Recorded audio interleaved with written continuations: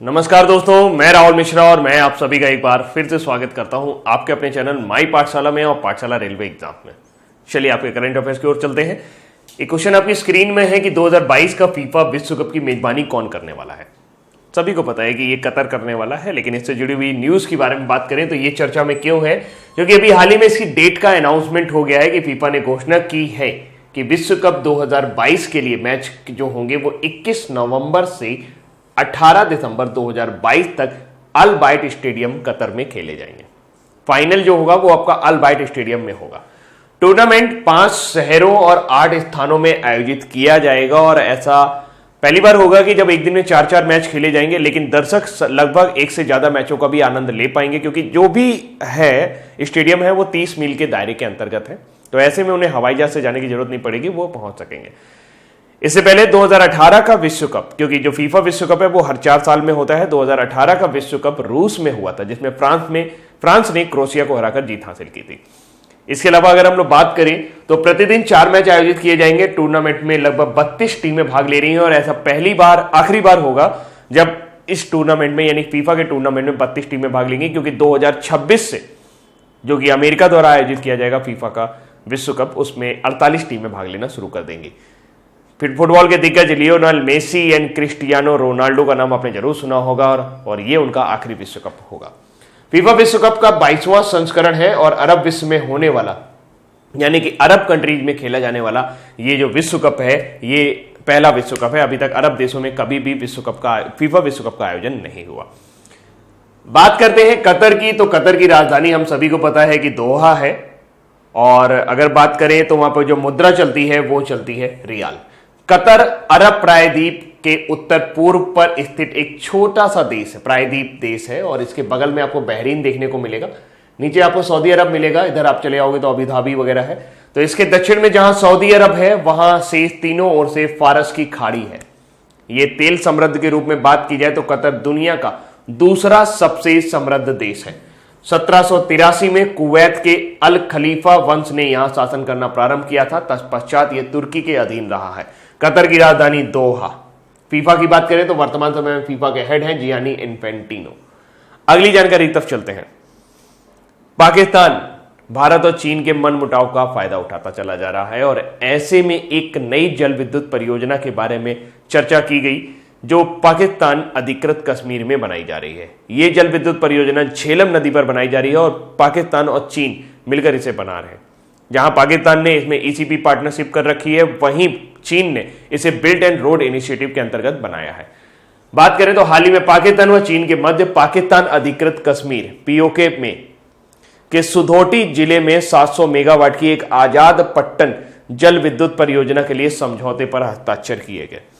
कौन सी योजना है आजाद पट्टन जल विद्युत परियोजना? कितने मेगावाट की है? 700 मेगावाट की। किस नदी पर बन रही है? झेलम नदी पर बन रही है। कहां स्थित है? पाक अधिकृत कश्मीर में सुधोटी जिले में। कौन कौन मिलकर बना रहा है? पाकिस्तान और चीन। खत्म, इतना ही याद रखना है।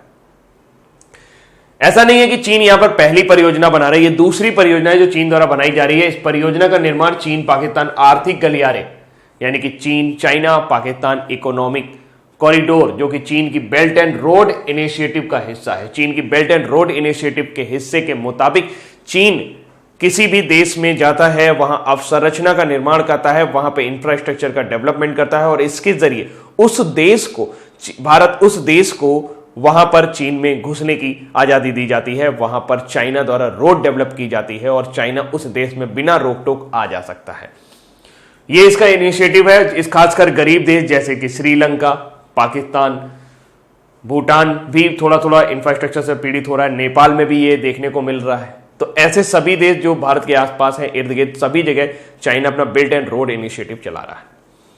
चीन पाकिस्तान आर्थिक गलियारे के तहत पीओके में निर्मित की जाने वाली यह दूसरी परियोजना है और पीओके के अंदर किसी भी तरह की आर्थिक गतिविधि को भारत मानता नहीं है, भारत उसका विरोध करता चला रहा है। अभी हाल फिलहाल भारत ने इसका विरोध नहीं किया है, लेकिन आने वाले समय में भारत इसका विरोध जरूर करेगा। सीपीईसी के तहत पाकिस्तान चीन के बीच पहली परियोजना थी कोहला परियोजना। यह 1100 मेगावाट की परियोजना थी। कोहला परियोजना को लेकर जून 2020 में पाकिस्तान चीन के मध्य हस्ताक्षर किए गए थे। आजाद पट्टन जल विद्युत परियोजना झेलम की 5 जल विद्युत परियोजनाओं में से एक है, जिसमें झेलम के इसके अलावा इससे ऊपर की ओर देखा जाए तो महाल जल विद्युत परियोजना, कोहाला जल विद्युत परियोजना, चकोथी और हट्टियन जल विद्युत परियोजनाएं 4 ऊपर की ओर है, जबकि इससे नीचे की ओर आएंगे तो आपको करोट नाम की एक परियोजना दिखाई देगी।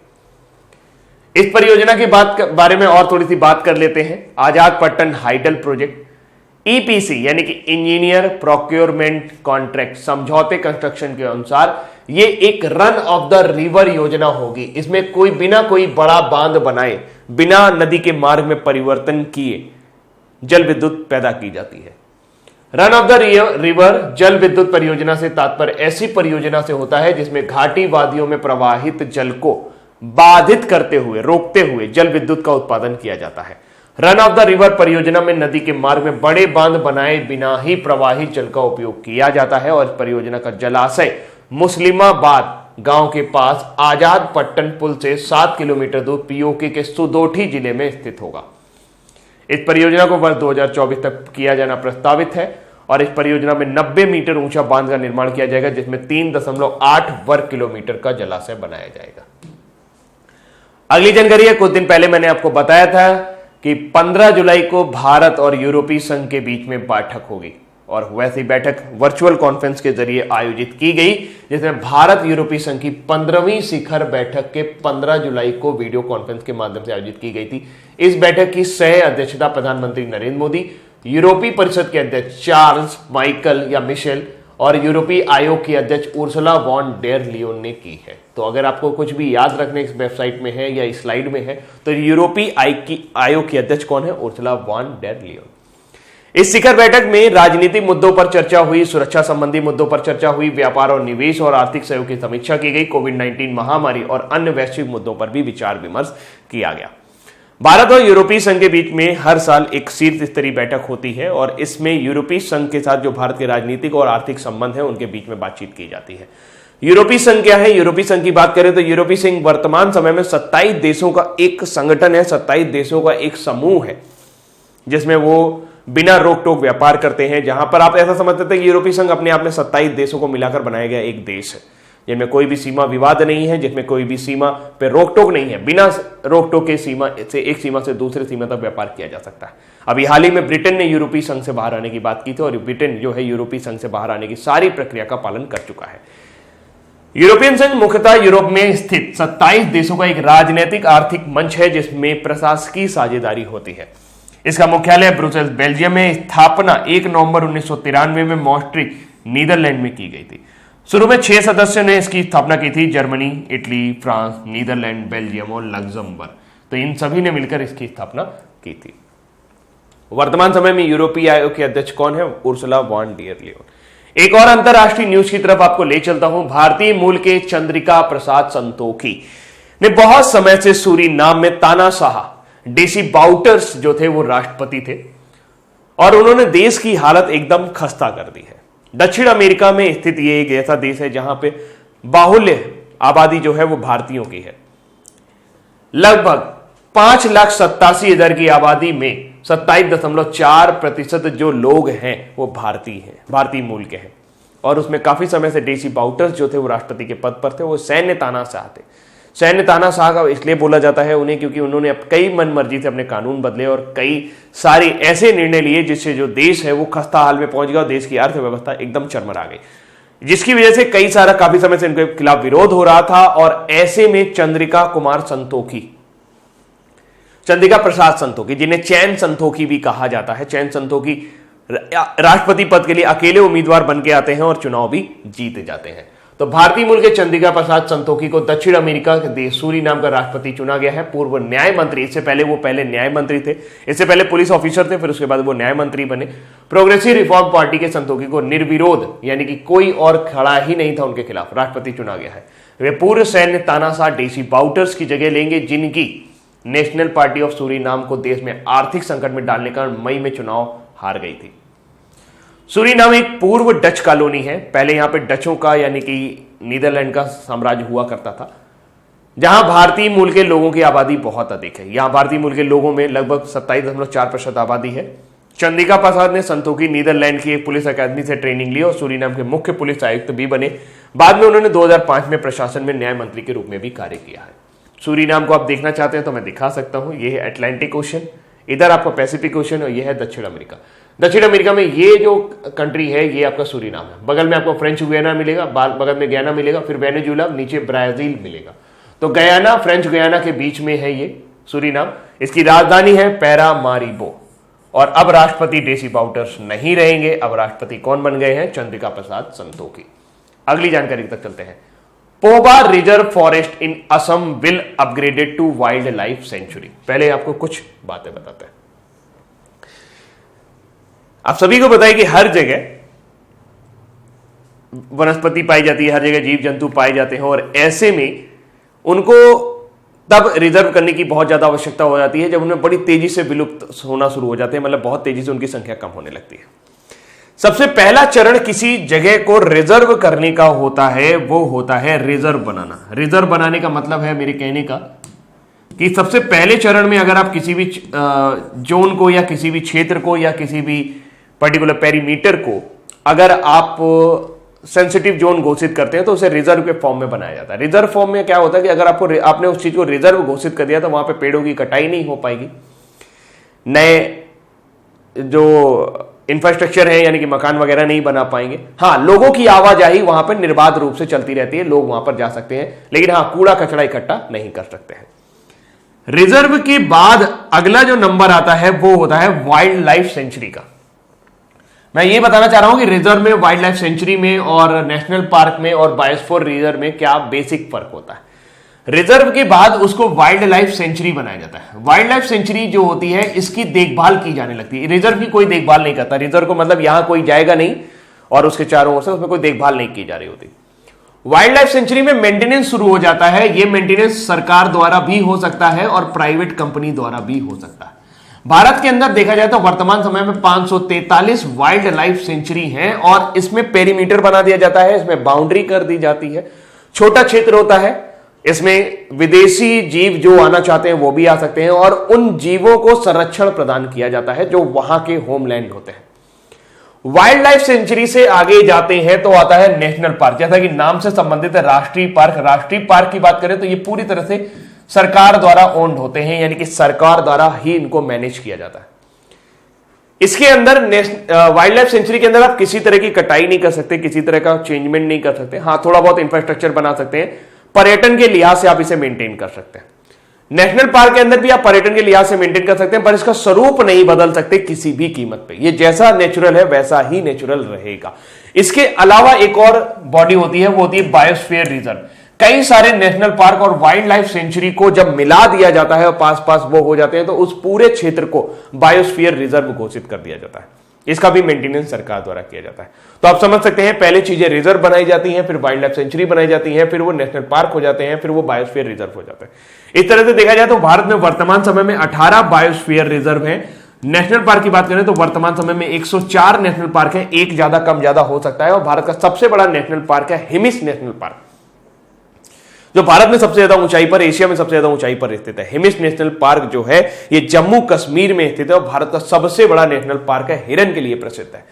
अब वापस अपनी जानकारी पे आते हैं। असम की बात की जाए तो असम ने एक रिजर्व प्लेस था, पोबा रिजर्व, उसको असम ने अब वाइल्ड लाइफ सेंचुरी का दर्जा देने की बात की है। आप समझ गए हैं क्या होगा। अब इसका मेंटेनेंस शुरू हो जाएगा, या तो उसको गवर्नमेंट मेंटेनेंस करेगी या तो उसको प्राइवेट एजेंसी मेंटेन करेगी, डिपेंड करेगा किस तरीके से वो मेंटेन करना चाहते हैं। तो असम के मुख्यमंत्री सर्बानंद सोनोवाल ने धेमाजी जिले में स्थित पोबा रिजर्व फॉरेस्ट को वन्य जीव अभयारण्य में तब्दील करने की घोषणा की है। मुख्यमंत्री द्वारा यह घोषणा जोनी में लखीमपुर, धेमाजी और माजुली जिलों के वरिष्ठ अधिकारियों के साथ हुई बैठक में की गई है। 1924 में 10,552 हेक्टेयर क्षेत्र को पोबा रिजर्व फॉरेस्ट घोषित किया गया था, जिसे बड़ी संख्या में वनस्पतियों और जीवों का घर माना जाता है और अब इसे वाइल्ड लाइफ सेंचुरी घोषित कर दिया जाएगा। तो यहां पर जिन जीवों के बारे में संरक्षण की बात की है उनकी डेटिंग शुरू हो जाएगी, उनकी रेड लिस्टिंग शुरू हो जाएगी, उनके बारे में बहुत सारी जानकारियां जुटाना शुरू हो जाएगा, उनके बारे में आंकड़े जुटाना शुरू हो जाएगा और इस तरीके से ये एक जंगल से वाइल्ड लाइफ सेंचुरी बन जाएगी। असम की बात करी जाए तो असम में कुछ जो नेशनल पार्क है, famous national park, 5 national park Assam में फेमस है। एक है काजीरंगा, दूसरा मानस, तीसरा ओरांग नेशनल पार्क, चौथा दिब्रू साईखोवा नेशनल पार्क और फिर नामेरी नेशनल पार्क। और इसमें 18 वाइल्ड लाइफ सेंचुरी आपको देखने को मिलेंगी। वाइल्ड लाइफ सेंचुरी का नाम कभी नहीं पूछा जाता, लेकिन हां नेशनल पार्क का नाम हमेशा एग्जाम में पूछा जाता है कि ये कहां पर है। तो Kaziranga Manas national park, Orang national park, Dibru Saikhowa और नामेरी नेशनल पार्क, ये जो हैं आपको असम में देखने को मिलेंगे। असम के मुख्यमंत्री वर्तमान समय में सर्बानंद सोनोवाल और गवर्नर हैं जगदीश मुखी। राजधानी तो आप सभी जानते हो। अगली जानकारी है GMR हैदराबाद इंटरनेशनल एयरपोर्ट ने कोविड-19 के बीच सुरक्षित हवाई अड्डा प्रदान करने के लिए भारत की पहली पूरी तरह से संपर्क रहित कार पार्किंग की शुरुआत की है। भारत की पहली पूरी तरह से कॉन्टैक्टलेस कार पार्किंग जो है कहां शुरू की गई है, ये आपकी हैदराबाद इंटरनेशनल एयरपोर्ट पर की गई है। इसके अतिरिक्त GHIAL ने NPCI national payment corporation of India के साथ मिलकर अपने NETC यानी national electronic toll collection FASTag की कार पार्किंग का भी विस्तार किया है। पार्किंग का भुगतान सीधे, ये बेकार की न्यूज है। इसमें बस सिर्फ इतना याद रखिएगा कि हवाई अड्डा जो है, ये पहला सुरक्षित हवाई अड्डा कौन बन गया जिसने पूरी तरह से संपर्क रहित एयरपोर्ट पार्किंग शुरुआत की है, वो हैदराबाद इंटरनेशनल एयरपोर्ट है। अगली जानकारी तब चले केर पूजा। अभी हाल ही में केर पूजा की जो शुरुआत है वो त्रिपुरा में शुरू हो गई। केर पूजा कई शताब्दियों से चलती चली आ रही है, एक ट्रेडिशनल पूजा है और त्रिपुरा की राजधानी अगरतला इस पूजा के दौरान पूरी तरह से बंद कर दी जाती है। इस पूजा को बेहद पवित्र माना जाता है और ऐसा माना जाता है कि ये वास्तु देवता केर की पूजा अर्चना की जाती है और अगर वो प्रसन्न रहते हैं तो त्रिपुरा में किसी तरह का कोई संकट नहीं आता। खासकर अगरतला को बंद करने का जो मेन मकसद होता है वो इस तरीके से कि किसी बाहरी व्यक्ति को अंदर आने नहीं दिया जाता, किसी कोई अंदर वाला व्यक्ति बाहर नहीं जा सकता और सभी का ध्यान पूजा की तरफ होता है। इवन इसमें इतना ज्यादा एहतियात बरता जाता है कि अगर किसी व्यक्ति ने चप्पल भी पहन ली तो बिना चप्पल के घूमना होता है, नंगे पैर यहां पर रहना होता है। अगर किसी ने चप्पल भी पहन ली, स्लीपर्स भी पहन लिए, तो ये पूजा स्थगित हो जाती है और दोबारा शुरू की जाती है। जो गर्भवती महिलाएं हैं या जो बूढ़े बुजुर्ग हैं, ऐसे बूढ़े बुजुर्ग जिनकी लग सकता है कि पूजा के दौरान मृत्यु हो सकती है या किसी गर्भवती महिला के जो है वो बेबी हो सकता है, तो ऐसे लोगों का कुछ भी अनएक्सपेक्टेड सा घटना हो या जिसमें किसी भी बुरी तरह की बुरा होने की जरा सी भी आशंका हो, तो ऐसे लोगों को विलेज से बाहर, गांव से बाहर कर दिया जाता है और दूसरे विलेज में पहुंचा दिया जाता है, ताकि जहां पर पूजा हो रही है उस स्थल पर किसी तरीके का रोना चिल्लाना बिल्कुल प्रोहिबिट रहता है, बिल्कुल मनाही ही रहती। और ये पूजा काफी समय से होती चली आ रही है। ये पूजा खर्ची पूजा के ठीक 2 हफ्ते बाद होती है। खर्ची पूजा में 14 देवी देवताओं की पूजा होती है, यह भी त्रिपुरा से संबंधित है। 14 देवी देवताओं की पूजा के अंत में केर की पूजा होती है। केर जो है ये वास्तु देवता माने जाते हैं त्रिपुरा के शाही परिवार के। तो 14 जुलाई 2020 से त्रिपुरा की राजधानी में अगरतला में सदियों पुरानी केर पूजा शुरू हो गई है। केर पूजा त्रिपुरा का सबसे विशेष त्यौहार है। यह उज्जैन पैलेस के परिसर में आयोजित किया जा रहा है। केर को त्रिपुरा के शाही परिवार का वास्तु देवता माना जाता है। आदिवासी कोक बोरोक भाषा में केर का शाब्दिक अर्थ है निर्दिष्ट क्षेत्र, यानी कि एक तरह का एक ऐसा क्षेत्र बना दिया जाता है जहां पर कोई भी नहीं आएगा या जहां पर कुछ विशेष अनुष्ठान किया जा रहा है। त्रिपुरा के बारे में बात करते हैं। त्रिपुरा की राजधानी है अगरतला। त्रिपुरा उत्तर पूर्वी सीमा पर स्थित भारत का एक राज्य है। यह भारत का तीसरा सबसे छोटा राज्य है। इसका क्षेत्रफल 10,491 वर्ग किलोमीटर है। इसके उत्तर पश्चिम में, दक्षिण में बांग्लादेश है और पूर्व में असम तथा मिजोरम स्थित है। सन 2011 में इस राज्य की जनसंख्या लगभग 36,79,000 थी, 71,000 थी। अगर वर्तमान समय में मुख्यमंत्री विप्लव कुमार देव है। आधिकारिक भाषा यहाँ कोक बोरोक भाषा बोली जाती है, बांग्ला भी बोलते हैं कुछ लोग। अगली जानकारी की तरफ चले तो अरुणाचल प्रदेश के मुख्यमंत्री पेमा खांडू जी ने एक पुस्तक का विमोचन किया है अभी हाल ही में, और यह भी आदिवासियों से जुड़ी हुई है। इस पुस्तक का नाम है the Tangams an ethnolinguistic study of critically endangered group of Arunachal Pradesh. माना जाता है कि यह पुस्तक अरुणाचल प्रदेश की विलुप्त होती समुदाय की भाषा टंगम्स पर आधारित है, जो अरुणाचल प्रदेश के ऊपरी सियांग जिले में कोकिंग गांव में रहते हैं। माना जाता है ये जाति जो है ये तेजी से विलुप्त हो रही है। यह पुस्तक नई दिल्ली के लुप्तप्राय भाषाओं के केंद्र राजीव गांधी विश्वविद्यालय और हिमालयन पब्लिशर्स द्वारा प्रकाशित की गई थी। लुप्तप्राय भाषाओं के केंद्र विश्वविद्यालय अनुदान आयोग द्वारा प्रायोजित केंद्र है। तंगम्स अरुणाचल प्रदेश की आदि जनजाति जाति भाषाओं में से समूह में से एक है। CFEL फील्ड सर्वेक्षण 2016 के अनुसार तंगाम समुदाय के कुल आबादी केवल 253 है, जो केवल एक गांव में रहती है, वो भी अरुणाचल प्रदेश में रहती है। अरुणाचल प्रदेश अभी हाल फिलहाल चर्चा में क्यों रहा? अरुणाचल प्रदेश पहला स्टेट है जिसने IUCN की रेड लिस्टिंग शुरू की है। ऑर्किड की रेड लिस्टिंग का मतलब होता है IUCN के सदस्यों के साथ, यानी कि international union conservation of nature के सदस्यों के साथ मिलकर यह पता लगाना कि इस पर्टिकुलर प्रजाति के कितने पौधे बचे हुए हैं या कितना वनस्पति इसका बचा हुआ है, किस तरीके से इसको सुरक्षित किया जा सके, और उसकी एक तरह से डेटा स्क्रीनिंग करना। एक नई मछली की प्रजाति अभी खोजी गई थी अरुणाचल प्रदेश में, आपको याद होगा। 3 नए फ्रॉग स्पीसीज डिस्कवर किए गए अरुणाचल प्रदेश में। उनका नाम है लियोराना हिमालया, लियोराना इंडिका और लियोराना मिनुटा। ये मेढक की 3 प्रजातियां हैं जो अभी हाल ही में अरुणाचल प्रदेश में खोजी गई हैं। CM पेमा खांडू ने अभी हाल ही में हंगपंग दादा ब्रिज जो है अरुणाचल प्रदेश में उसका इनॉग्रेट किया वीडियो कॉन्फ्रेंसिंग के माध्यम से। यह सुबनसिरी नदी पर बना हुआ था। और एक नई पिट वाइपर डिस्कवर की गई अरुणाचल प्रदेश के अंदर। इसका नाम हैरी पॉटर के एक हैरी पॉटर जो सीरीज है JK राउलिंग की, उनकी एक सीरीज में एक कैरेक्टर है सालजार्स, उसके नाम पे रखा गया है, सालजार्स सिथलिन के नाम पर Salazar pit viper. Capital city Itanagar है। चीफ मिनिस्टर पेमा खांडू है। गवर्नर BD मिश्रा है। स्टेट एनिमल गायल है। स्टेट बर्ड ग्रेट हॉर्नबिल है। लोकसभा में 2 सीटें हैं, राज्यसभा में 1 सीटें हैं। तो ये रहा आपका अरुणाचल प्रदेश, ये हिंदी में उसकी जानकारी। अगली जानकारी तरफ चलिए तो कायर बोर्ड अभी हाल ही में चर्चा में रहा क्योंकि इसका जो निर्यात है वो अचानक से काफी बढ़ता चला जा रहा है। पिछले वर्ष की तुलना में 30 करोड़ ज्यादा निर्यात किया है। हाल ही में 2019-20 में भारत में कायर और कायर उत्पादन से निर्यात उच्चतम बिंदु 2757.90 करोड़ रुपए तक पहुंच गया, जो पिछले वर्ष की तुलना में 30 करोड़ अधिक है। और इसकी मांग लगातार पूरे विश्व में बढ़ती चली। अरे भारत का कायर क्या होता है, आपको ऐसा समझ सकते हैं कि एक तरह का लकड़ी जैसा आपको नजर आएगा। लकड़ी के मतलब इसमें रेशे होते हैं। मैं क्या बताऊं आपको कि कायर का मतलब कायरी होता है। रस्सी आपने देखी, जिस तरह से जूट से रस्सी बनाई है, तो उसी तरह का एक ये पदार्थ होता है, उसी तरह का एक ये सब्सटेंस होता है, जैसे बहुत सारी चटाई वगैरह बनाई जा सकती है, बहुत सारे ऐसे सब्सटेंस बनाए जा सकते हैं। और ये हथकरघा उद्योग से जुड़ा हुआ है। इस वर्ष लगभग 9 लाख मीट्रिक टन कायर और कायर उत्पादों का निर्यात किया गया था। कायर बोर्ड जो है, ये ध्यान रखिएगा, ये भारत के MSME यानी कि मध्यम लघु उद्योग मंत्रालय के अंतर्गत कार्य करता है। कायर बोर्ड एक सामाजिक निकाय है जो भारत सरकार द्वारा कायर उद्योग अधिनियम 1953 के तहत स्थापित किया गया है। अभी हाल ही में इसने निर्यात के उच्चतम बिंदु को छुआ है और ये काफी 9 लाख मीट्रिक टन कायर और इसका निर्यात किया गया है, जो अपने आप में बहुत ज्यादा बड़ा है। पिछले कुछ सालों के दौरान देखा जाए तो जितनी तेजी से, सबसे तेजी से विकास करने वाला यह उद्योग रहा है। अगली जानकारी है, मालिनी पारसात्री को the Hindu group of publication का नया अध्यक्ष बनाया गया है।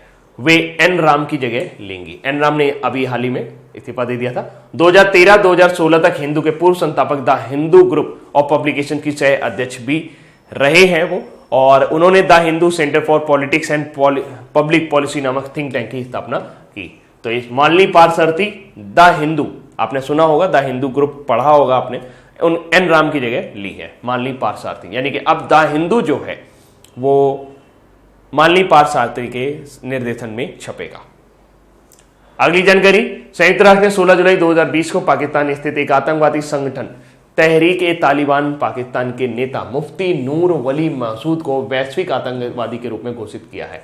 मसूद अजहर को आतंकवादी घोषित किया था और उसके बाद मुफ्ती नूर वली मसूद को किया गया है। संयुक्त राष्ट्र ने अंतर्राष्ट्रीय स्तर पर आतंकवाद के खिलाफ बड़ी कार्रवाई करते हुए कदम उठाया है। प्रतिबंध समिति ने कहा कि नूर वली मसूद को अलकायदा से संबंधित समूहों का समर्थन करने, उनकी आतंकवादी गतिविधियों का वित्त पोषण करने, योजनाएं बनाने और उन्हें अंजाम देने के कारण इस सूची में डाला गया है। नूर वली मसूद जून 2018 में तहरीक-ए-तालिबान पाकिस्तान के प्रमुख मौलाना फजलुल्लाह की मौत के बाद इस आतंकवादी संगठन के प्रमुख बने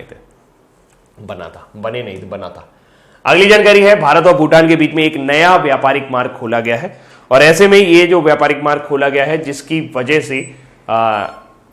से जो भारत और भूटान के बीच में व्यापार संबंध है वो और थोड़ा मजबूत होगा। कोविड-19 के दौरान लंबे रास्ते से नहीं जाना पड़ेगा। भूटान में भारत की राजदूत रुचिका कंबोज हैं, उन्होंने इस बारे में जानकारी दी कि भारत और भूटान ने 15 जुलाई 2020 को पश्चिम बंगाल के जयगांव और भूटान के पसाखा के बीच एक नया व्यापार मार्ग खोल दिया है। भारत सरकार ने इस अहले पसाखा, जगह नाम है अहले पसाखा, में एक अतिरिक्त भूमि सीमा शुल्क स्टेशन भी खोल दिया है नया भूमि मार्ग पसाका इंडस्ट्रियल एस्टेट के लिए माल और औद्योगिक कच्चे माल को सुगम बनाकर भारत और भूटान के बीच द्विपक्षीय व्यापार और वाणिज्य को बढ़ावा देगा। तो इससे क्या होगा, इससे जयगांव और फुएन सोलिंग मार्ग पर वाहनों का आवागमन कम हो जाएगा और लोग इस मार्ग से भी जाना शुरू करेंगे। जयगांव और पसाका के अहले के बीच यह एक नया व्यापार मार्ग वर्तमान कोविड-19 के दौरान दोनों देशों के बीच संपर्क को और सुविधाजनक बनाएगा। यह भारत और भूटान के बीच विशेष संबंधों को और मजबूत करेगा। भूटान के बारे में बात करें, क्योंकि ये पड़ोसी देश है, इसके बारे में काफी ज्यादा जानकारी आपको होनी चाहिए। भूटान की राजधानी थिम्फू है। इंडिपेंडेंस डे ये हर साल 8 अगस्त को मनाता है। नेशनल एनिमल टेकिन है। नेशनल बर्ड यानी कि राष्ट्रीय पक्षी जो है वो रेवन कौवा होता है, कौवे जैसा होता है, लेकिन इसका पूरा गर्दन काला होता है। National flower Himalayan blue poppy. National tree Bhutan cypress. Cypress का पेड़ जो है ये यहाँ का राजकीय वृक्ष है।